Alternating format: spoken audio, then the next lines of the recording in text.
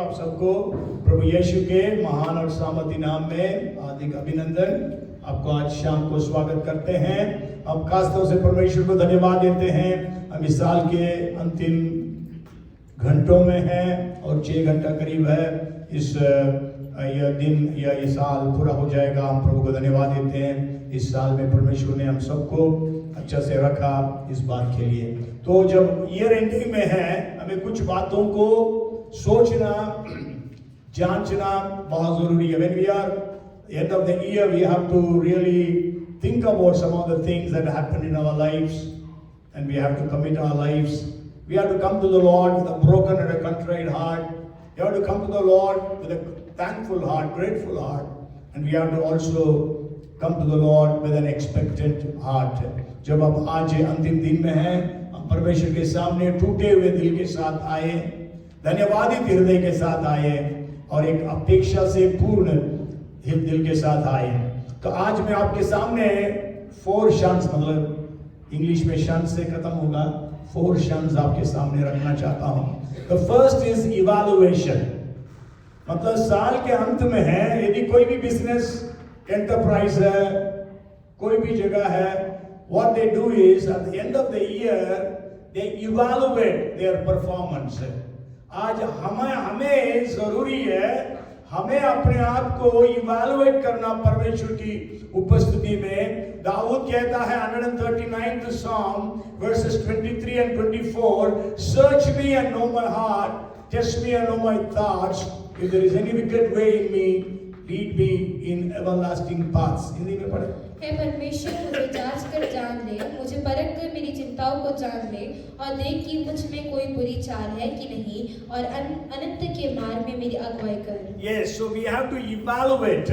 हमें अपने आप को जांचना बहुत जरूरी है। इस इवैल्यूएशन में मैं आपको 2 पहलू बताना चाहता हूँ। I want to make you to evaluate your life in 2 different areas. One is evaluation the blessings of God. परमेश्वर ने इस साल में आपके जिंदगी में, मेरे जिंदगी में, आपके परिवार में क्या क्या आशीषें परमेश्वर ने दिया। What are the blessings that God has poured into your lives, your families, on all your different things, different aspects of your life. आपके जीवन में जो आशीषें परमेश्वर ने दिया है, जैसे वचन में देखते हैं, एक वचन पढ़ेंगे 116th Psalm and verse 12. 116th Psalm verse 12 पढ़ेंगे। यहोवा ने मेरे जितने उपकार किए हैं, उनका बदला मैं उसको क्या दूं? Yes, what shall I render to the Lord for all His benefits toward me? परमेश्वर ने जो उपकारों को हमारे लिए किया है, इसलिए दाऊद लिखता है 103rd Psalm में कि ये मेरे मन यहोवा को धन्य कहे, जो कुछ मुझ में है उसके पवित्र नाम को धन्य कहे। ये मेरे मन यहोवा को धन्य कहे, उसके किसी भी उपकार को न भूलना। So remember all the blessings that God has given to you. Evaluate the blessings. मैं आज सोच रहा था कि मैं इस साल में एक भी दिन बीमार नहीं हुआ। कितनी बड़ी खुशी की बात है। Praise the Lord. मेरे ख्याल से 2022 में मैं कई दिन बेड में था शायद। इस बार परमेश्वर ने मेरे को स्पाइनल प्रॉब्लम से पूरी तरह से छुटकारा दिया। जरूर 1-2 बार दर्द हुई थी। एक बार इंदौर गया प्रीचिंग करने के लिए, पहुंचा, मेरा दर्द शुरू हो गया, लेकिन परमेश्वर ने अद्भुत काम किया। मैं जाकर प्रचार भी करा, कोई प्रॉब्लम नहीं हुई। उसके बाद मेरे को बेड में होने की जरूरत नहीं पड़ी। तो परमेश्वर, मतलब आपके मेरे जीवन में परमेश्वर ने जो आशीषें दी है, हमें उसके लिए परमेश्वर को धन्यवाद देना। इवैल्यूएट। इसलिए वहां पर दाऊद कहता, उसने मेरे सारे अपराधों को क्षमा किया, मेरे सारे रोगों को चंगा किया, मेरे प्राण को नाश होने से बचाया, दया और करुणा का मुकुट बांधा और उत्तम पदार्थों से मेरे मुंह को तृप्त किया और उकाब की नाई मेरे आयु को नया बनाया। तो आज हमारे लिए परमेश्वर ने बहुत सारी आशीषों को दिया।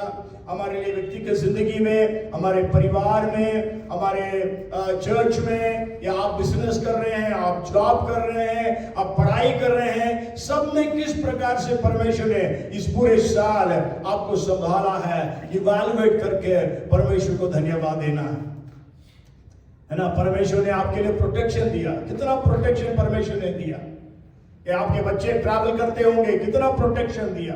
हमेशा हम सोचते हैं हर फ्राइडे हैनी आता था, हर संडे चर्च के बाद जाता था इंदौर, अकेले चला के एक बार इतनी नींद आ रही थी उसको, हम लोग बोले मत जाओ, जबकि लगा उसको, हम बात करते रहे उससे फोन में ताकि वो इंदौर तक पहुंच जाए।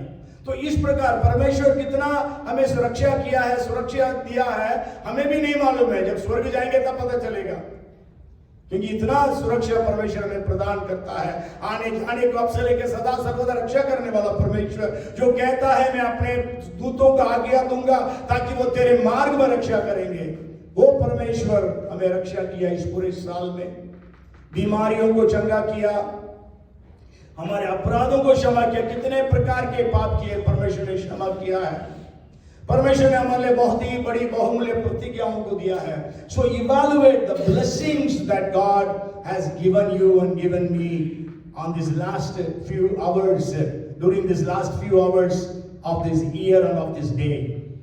तो आज हम बाकी समयों में स्मरण करते हुए, इवैल्यूएट करते हुए परमेश्वर को धन्यवाद दें। जो हम लोग प्रार्थना करते हैं, ब्लेस ना body, labour, emotions, social life and spiritual life. देखिए हमारे जीवन में किस प्रकार परमेश्वर ने हमारे लिए फिजिकल बॉडी में स्वस्थ रखा, हमारे लेबर, हमारा जो भी काम करते हैं उसको किस प्रकार से परमेश्वर आशीषित किया। शायद परमेश्वर को प्रमोशंस दिया होगा, पढ़ाई करने वाले बच्चों के लेबर को परमेश्वर ने आशीषित किया, वे लोग अच्छे परसेंटेज से पास हो सके। उन सब बातों के लिए गॉड ब्लेस्ड योर लेबर। यदि यू आर इन बिजनेस और ministries, God has blessed your labour. परमेश्वर ने इमोशनल ब्लेसिंग्स दिया, शांति दिया, आनंद दिया, खुशी दिया। जरूर हमारे चारों तरफ परेशानियां हैं, आपके जीवन में परेशानी है, मुसीबत है, कई बातें, कई बार डिसअपॉइंटमेंट्स, डिस्करेजमेंट्स में आप गुजरते हैं, तो भी परमेश्वर अपनी शांति को हमें प्रदान करते रहता है। नदी जैसा बहने वाली शांति को परमेश्वर देता है। परमेश्वर ने हमें सोशल ब्लेसिंग्स दिया, हमें समाज में एक स्थान पर रखा है, उसके लिए परमेश्वर को धन्यवाद देना। स्पिरिचुअली हमें ब्लेस किया है, हमें उद्धार का अनुभव दिया, परमेश्वर को पहचानने का अनुग्रह दिया। जिंदा परमेश्वर को, एक चीज जो परमेश्वर है उसको हम अपना पिता का मानते हैं, उस बात के लिए हमें परमेश्वर को धन्यवाद देना है। एक वचन कहता, पढ़िए एक वचन को, यिर्मयाह उसमें 7th चैप्टर मेरे ख्याल से बताता हूं,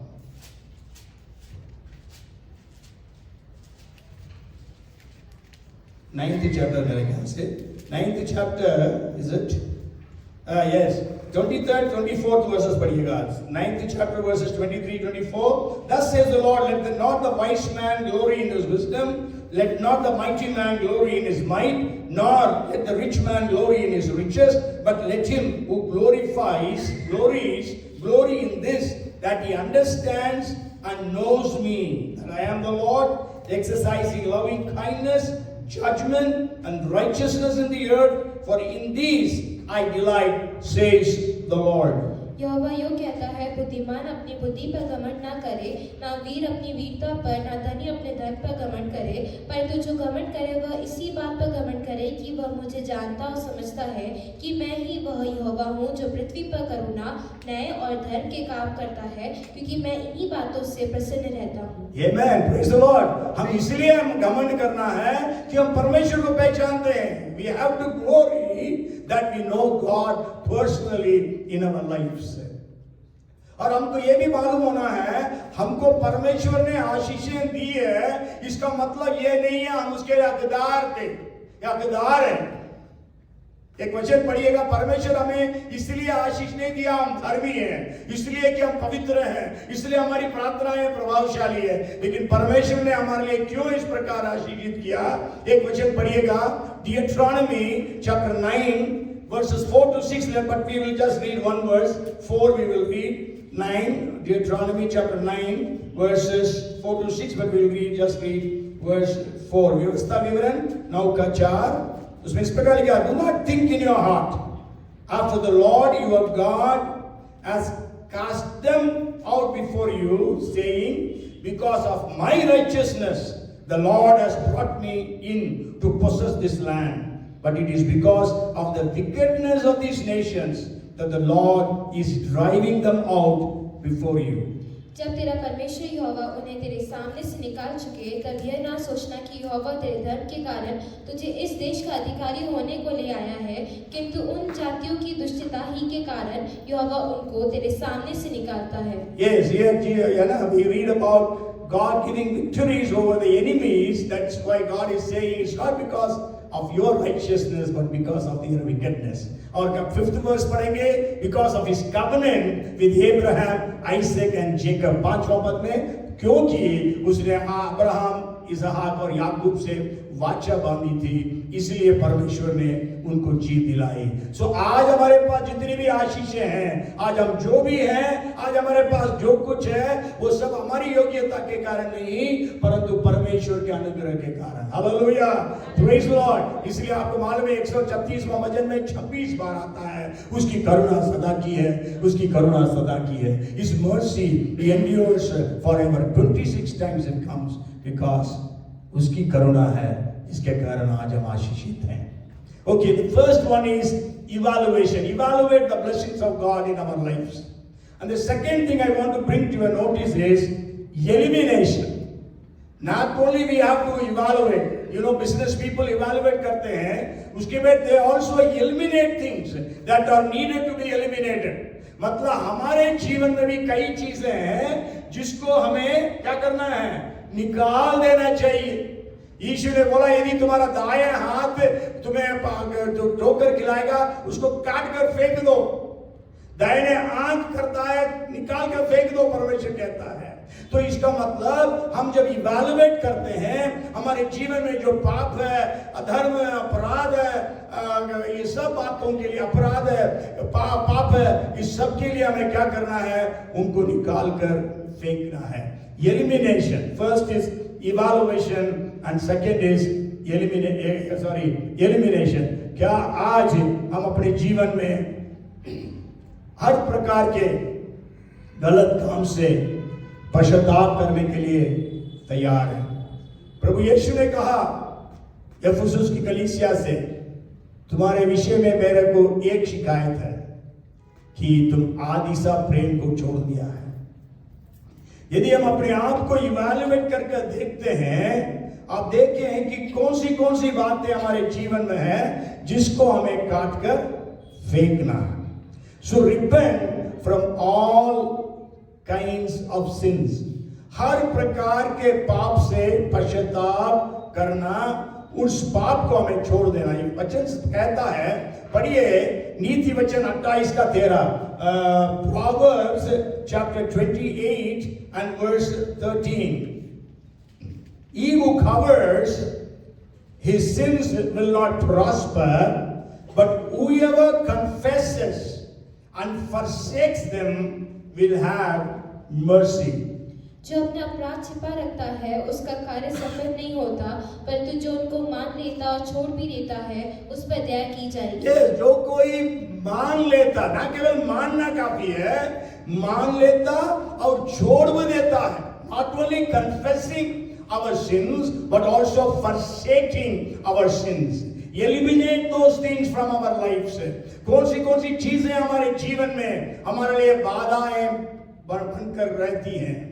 Okay, whether it is TV or mobile or any other things, हम देखें अपनी जिंदगी को जांच कर, हम परमेश्वर की इच्छा को पूरी नहीं कर पा रहे।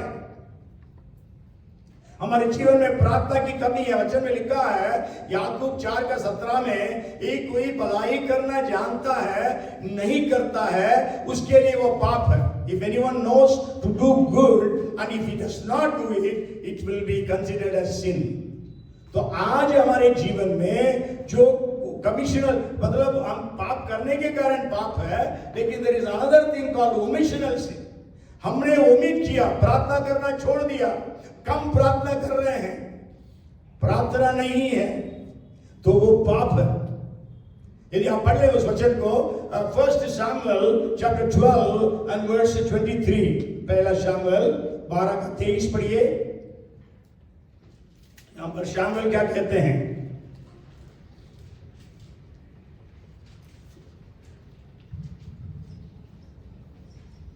फिर ये मुझसे दूर हो कि मैं तुम्हारे लिए प्रार्थना करना छोड़कर यहोवा के विरुद्ध पापी ठहरूं। यस, प्रार्थना करना छोड़कर यहोवा के विरुद्ध पापी ठहरो।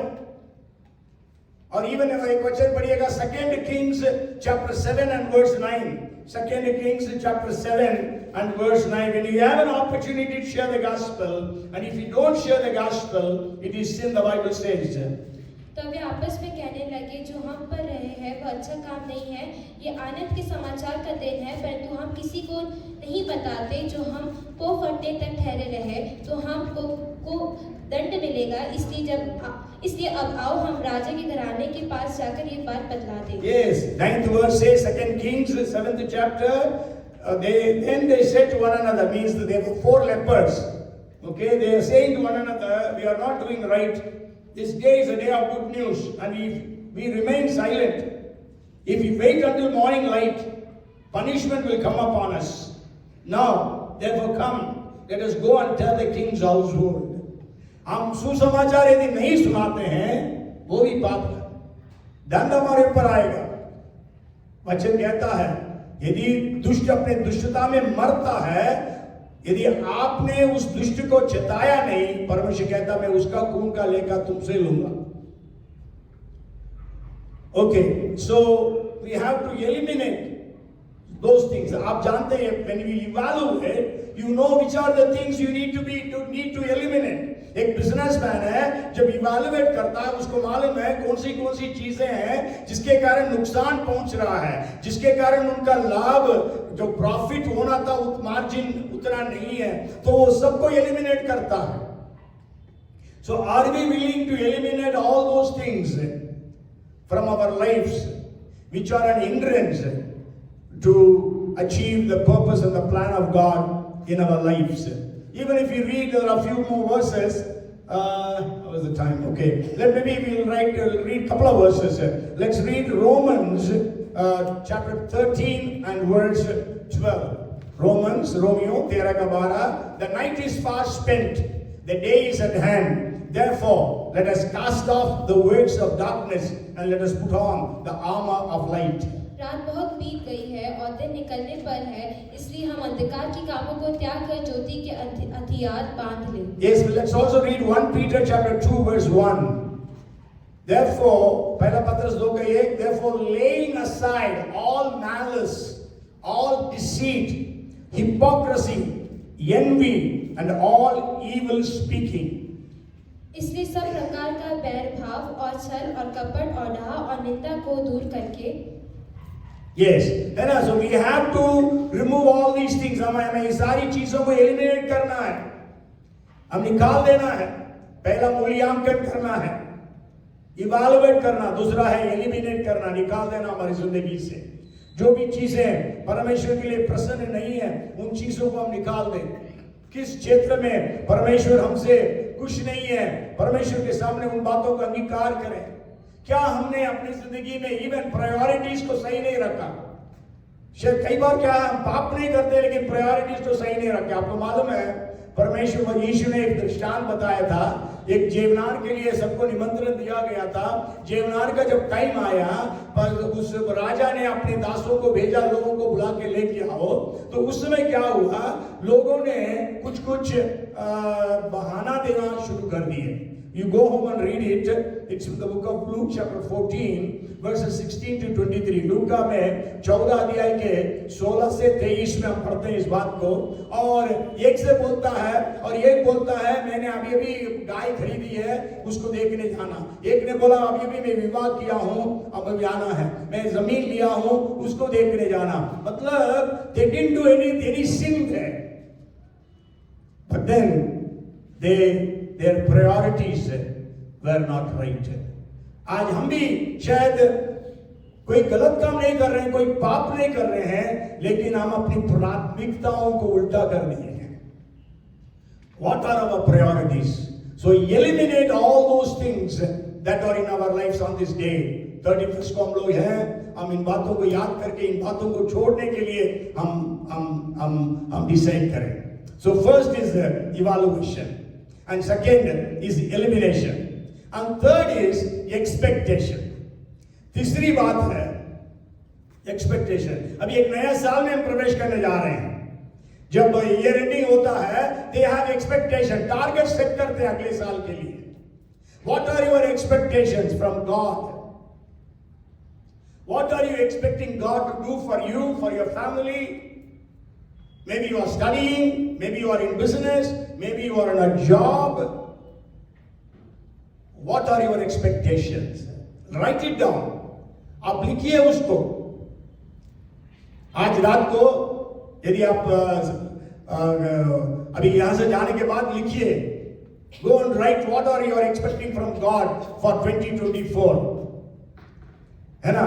वो लिख के नीचे इन जीसस नेम करके साइन करिए और रोज उन बातों को क्लेम करिए।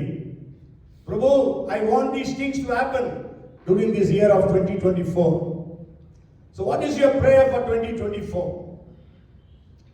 For your individual life, for your spiritual life. आप स्पिरिचुअली क्या अचीव करना चाहते हैं? परमेश्वर के पहचान में बढ़ना वचन में लिखा है। जब एलीशा से पूछा गया तुमको क्या चाहिए, उसने क्या बोला? आपके पास जो पवित्र आत्मा की सामर्थ है उसको 2 गुना सामर्थ मुझे चाहिए। आज हमारे पास जो सामर्थ है वो काफी नहीं है। So maybe we pray God I want double fold, 4 fold, 100 fold maybe, है ना? जरूर उस समय परमेश्वर एलिया को इतनी बड़ी सामर्थ के साथ इस्तेमाल किया, इसलिए एलीशा ने डबल फोल्ड मांगा। आज हम कुछ भी नहीं देख पा रहे हैं हमारे देश में। जरूर कुछ पॉकेट्स में कुछ हो रहा है, लेकिन where is the impact of the gospel in this nation?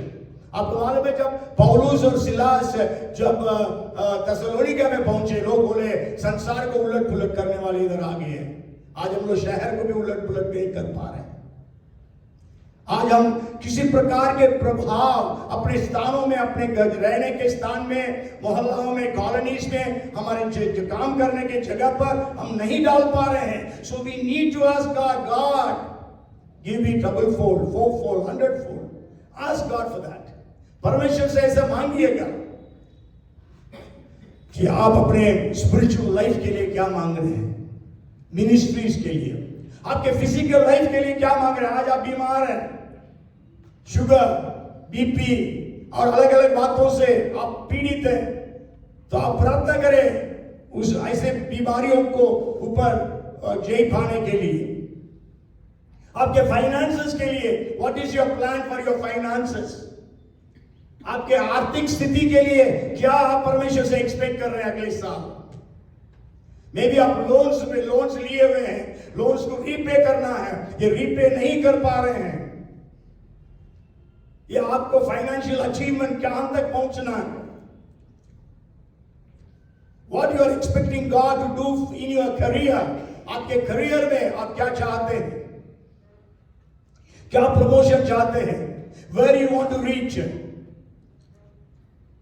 आपके करियर और प्रोफेशन, या आपका बिजनेस है, आपके स्टडीज है, आपके स्टडीज के लिए आपका क्या एक्सपेक्टेशन है परमेश्वर से? पास होना, या you want to achieve something?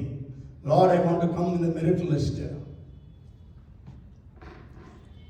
आप जॉब ढूंढ रहे हैं, जॉब के लिए आपका क्या एक्सपेक्टेशन है? कैसा जॉब आप देख रहे हैं? Okay, for your family, what is your expectation from God for 2024 for your family? आपके फैमिली के लिए आपका क्या एक्सपेक्टेशन है? ये कोई भी एक्सपेक्टेशन नहीं, गाड़ी चल रही है चलने दो, there is no expectation at all. बस 31 दिसंबर आया है, बस अब जनवरी में आ गया, 2024 हो गया, वो भी चला जाएगा। Do we expect something from God? यीशु ने क्या बोला? जैसा तुम्हारा विश्वास है वैसे ही तुम्हारे लिए हो जाएगा। मतलब जैसा तुम्हारा एक्सपेक्टेशन है वैसे ही होगा। What is our expectation today for God, from God? Because we have a heavenly Father.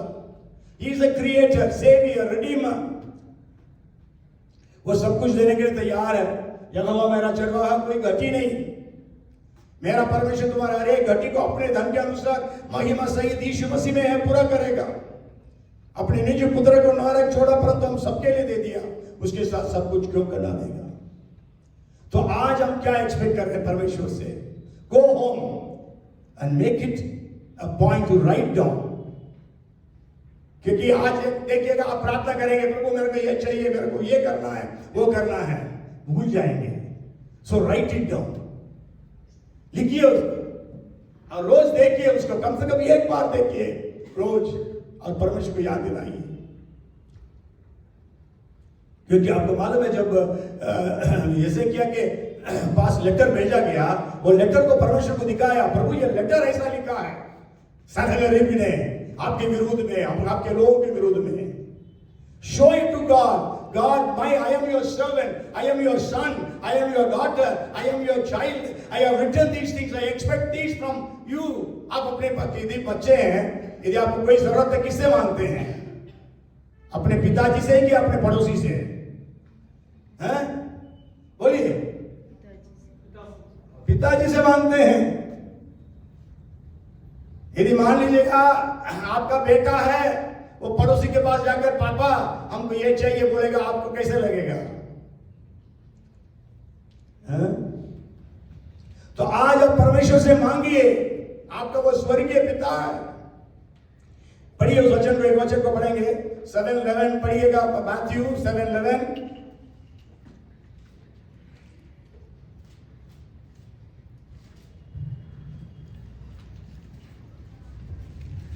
अतः जब तुम पूरे होकर अपने बच्चों को अच्छी वस्तुएं देना जानते हो, तो तुम्हारा स्वर्गीय पिता अपने मांगने वालों को अच्छी वस्तुएं क्यों ना देगा? Yes, you being evil know how to give good gifts unto your children. How much more the Heavenly Father will give good gifts unto those who ask of Him. Praise the Lord. Hallelujah. What is your expectation today? Think about it, pray about it, write it down, and ask God in Jesus' name. यीशु ने बोला अब तक तो मेरे नाम से कुछ नहीं मांगा, मांगो तो तुम पाओगे ताकि तुम्हारा आनंद पूरा हो जाएगा, है ना? Ask, you have not asked for those things. Bible says why we don't receive, because we don't ask. For James 4th chapter में ask. But God says open your mouth wide, I will fill it. प्रभु कहता है अपने मुंह को पसार, मैं उसको भर दूंगा। मुंह को पसारने का मतलब ये नहीं है खोल कर रखने के लिए, means ask for the impossible. Open your mouth wide means ask for the impossible. अपने मुंह को पसार करने का मतलब यह है, आप डॉक्टर के पास जाते मुंह खोलने के लिए बोलता है, वो नहीं है। परमेश्वर के सामने मुंह खोल के दिखाए, ये है आप जो क्षमता से बढ़कर है, जो संभव नहीं है, ऐसी बातों को परमेश्वर से मांगना। इसीलिए तो विलियम कैरी ने बोला, expect great things from God, attempt great things for God. Expect great things from God बोला था उसने। परमेश्वर के लिए बड़ी आशीषों का अपेक्षा, परमेश्वर से बड़ी आशीषों की अपेक्षा करो और परमेश्वर के लिए बड़े कामों को करो, है ना? Attempt great things for God. इसलिए आपको मालूम है, a man was never been to college. He was a professor of Bengali and Sanskrit in Calcutta. ऐसा पूछ गया वो एक्सपेक्टेशन। बाइबल को भारत के कितने करीब 5 भाषाओं में, पूरी बाइबल 5 भाषाओं में, नया नियम 22 भाषाओं में बाइबल का कुछ भागों को अनुवाद किया। एक आदमी, he attempted great things for God, he expected great things from God. आज हम आपसे, परमेश्वर से हम क्या अपेक्षा कर रहे हैं? 2024 में हमारी अपेक्षाएं क्या है? What are we asking God, expecting God to do for us? For us as a church, as a family, as individuals. Get on our knees and let's pray. हम परमेश्वर के सामने घुटने टेके मांगे परमेश्वर से। So the first is evaluation. Evaluate ourselves. Second is elimination. Third is expectation. And the fourth is determination. Fourth Shan is determination. On 31st of December, what are your determinations? आपके संकल्प, दृढ़ संकल्प क्या क्या है? What do you do? What do you want to do in 2024? Resolutions, decisions. Daniel says, the Bible says, Daniel purposed in his heart that he would not defile himself with the king, with the food on the drinks of the king. यदि आप पढ़िएगा Daniel 1:8 पढ़िए.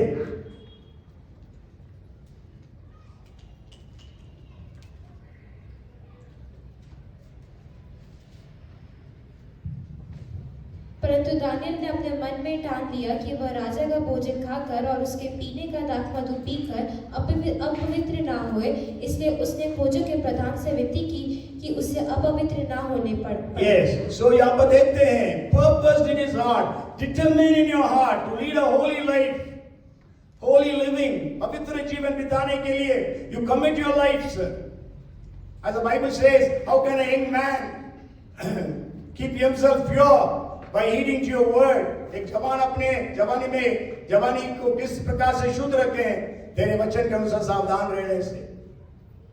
तो आज पवित्र जीवन के लिए एक रेजोल्यूशन, एक डिसीजन लें प्रार्थना करने के लिए. You make a decision. You pray for your family. Okay. But are you praying for the nation? अभी हमारा देश की जो परिस्थिति बिल्कुल खराब है, खास तौर से हमारे लिए. हम परिस्थितियों को जानते हैं. Are we praying for our nation that God would send a revival? मैं पता नहीं किससे बात कर रहा था. यदि मान लीजिएगा कि पूरे के पूरे शहर यीशु मसीह को ग्रहण करेगा, कौन सताएगा फिर? पूरे के पूरे गांव यीशु मसीह में आ जाएगा, कौन सताएगा? Pray that God would move. Revival के लिए प्रार्थना करें. Let us pray, commit this year to pray for revival in our nation. 2024 के इलेक्शंस हम जानते हैं, क्या होगा क्या नहीं होगा किसी को नहीं मालूम. क्या हम प्रार्थना करने के लिए तैयार हैं? क्या परसिक्यूटेड चर्चेस के लिए प्रार्थना करने के लिए हम समर्पित कर रहे हैं अपने आप को? क्या हम दुनिया के राष्ट्रों के लिए प्रार्थना करने के लिए तैयार हैं?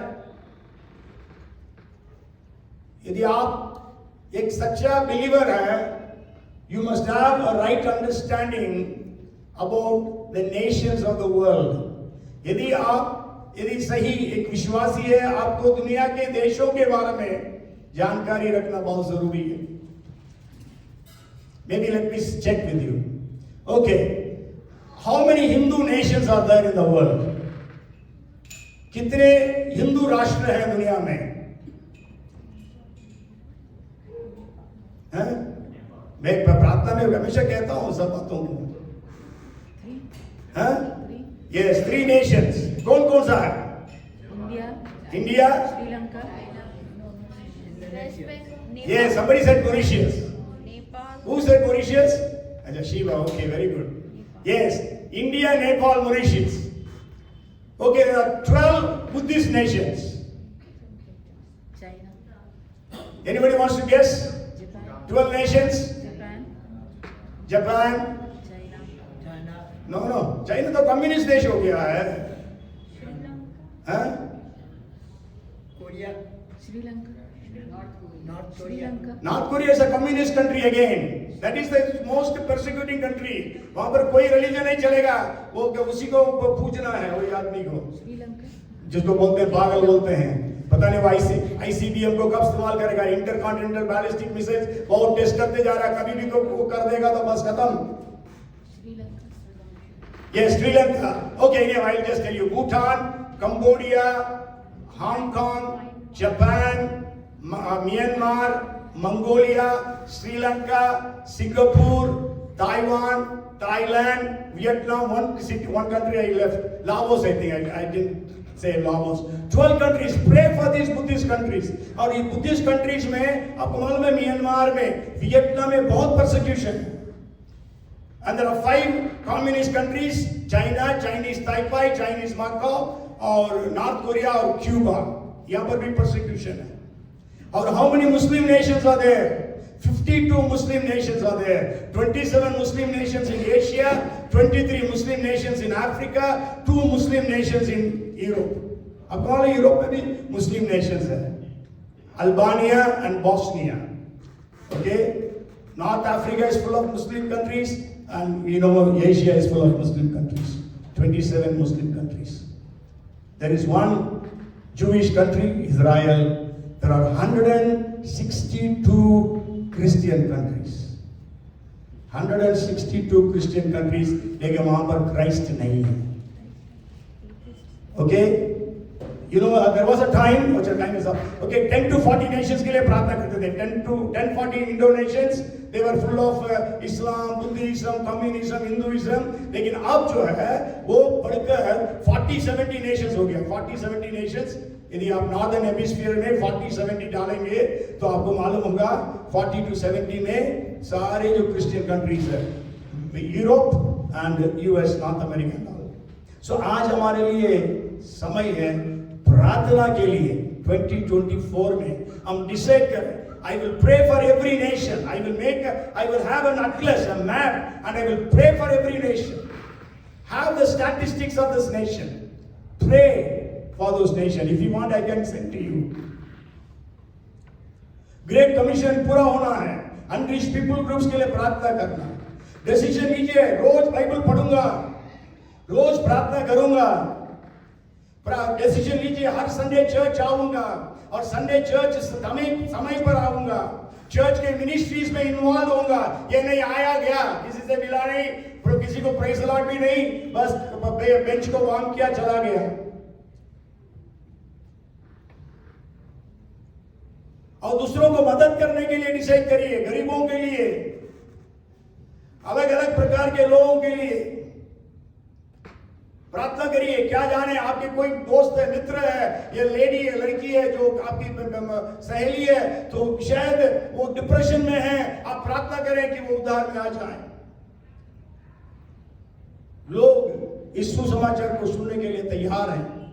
जैसा अभिनव जॉन हमें शेयर कर रहे थे, उनका मतलब एक लड़की फोन करती रही, ये उठाए नहीं, आखिरी में उठाए, देखा तो उनके साथ कभी काम करी, नौकरी करी 1-2 महीने के लिए, और बोली कि मेरा को कैंसर है, 4th स्टेज है. तब उन्होंने प्रार्थना करना शुरू किया. पिछले संडे उन्होंने अनाउंस किया था, हम लोग प्रार्थना किए थे. तो हमें मालूम नहीं है लोग किस प्रकार की परिस्थिति में होकर जा रहे हैं. हम प्रार्थना करें कि परमेश्वर काम करें. Hallelujah, praise the Lord. So आज हम जब आज इस last day of the year परमेश्वर की उपस्थिति में यहाँ इकट्ठे हुए हैं, 31 दिसंबर 2023, हमारा यहाँ इकट्ठा होना व्यर्थ ना हो जाए. आज ये 4 बातों को हम सोचें. इवैल्यूएशन, अपने आप को मूल्यांकन करके देखें हम कहाँ खड़े हैं. सेकेंड, एलिमिनेशन, कहाँ मुझे सुधरना है, कहाँ मेरे को उन चीजों को हटाना है. तीसरी बात, एक्सपेक्टेशन लिखिए, प्रभु से मांगिए. And fourth is determination, decision लीजिए, दृढ़ संकल्प लीजिए. मैं 2024 में ये सब करूंगा. वो भी लिखिए आप. बाइबल पढ़ूंगा, प्रार्थना करूंगा, सेवा करूंगा, देशों के लिए प्रार्थना करूंगा, रिवाइवल के लिए प्रार्थना करूंगा, देश के लिए प्रार्थना करूंगा, ऊंचे पद वालों के लिए प्रार्थना करूंगा. सबके लिए हम प्रार्थना करने वाले बनने पाए. बच्चों ने लिखा है, ऊंचे पद वालों के लिए, राजाओं के लिए प्रार्थना करो ताकि तुम भक्ति और चैन के साथ जीवन व्यतीत करो. शायद हमने प्रार्थना नहीं किया, इसलिए आज ये सब बातें हो रही है. हो सकता है हम इंडी भारत के मसीह लोग, हमने अपने ऊंचे पद वालों के लिए प्रार्थना ठीक से नहीं किया. क्या जाने उसी के कारण इस प्रकार की परिस्थितियां बदल गई है. अभी कम से कम प्रार्थना करें. प्रभु हमारे ऊपर दया करें. आइए हम लोग प्रार्थना करेंगे. परमेश्वर को हम देखें. ओ लॉर्ड, बच्चे में लिखा है अपने हृदय को खतना करना. Circumcise your heart. Circumcise your heart. प्रभु जी आपका धन्यवाद देते हैं.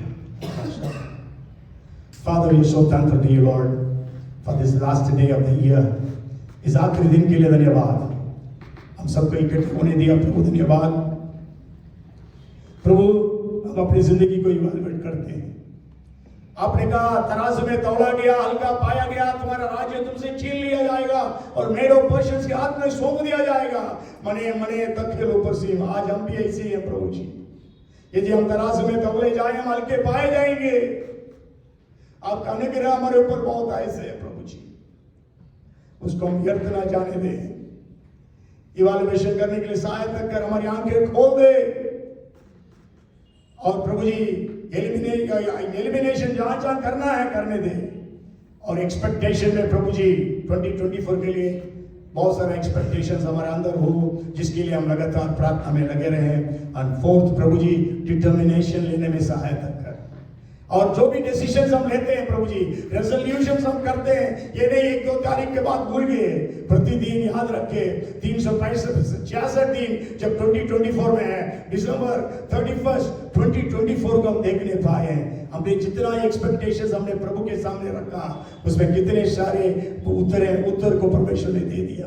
कितना डिसीजंस लिया, उसको पूरा करने में, कितने डिसीजंस को पूरा करने में प्रभु ने मुझे सहायता किया। इन सब बातों को लेकर हम आपको धन्यवाद देने वाले बन सके। प्रभु धन्यवाद, हर एक को ब्लेस कर। सारी इज्जत महिमा को फिर से देते हैं। फिर से हम प्रार्थना करते हैं कविता तापा के लिए अद्भुत काम हो, मनोज बोरसे के लिए, आशुतोष श्रीवास्तव के लिए और शिव के फादर इनला के लिए प्रभु उन सबके शरीरों में चंगाई की सामत को बहने दे। और इवन यहाँ पर सिस्टर गुरु है, उनको भी चंगाई दे। स्पाइनल प्रॉब्लम से इस सप्ताह तड़प रही थी, प्रभु चंगाई दिया और पूरी चंगाई दे। और जितने यहाँ पर बीमार है प्रभु जी, वो छोटी मोटी बीमारियों के कारण परेशान रहते हैं, सबको चंगा करने के लिए हम आपसे प्रार्थना करते हैं।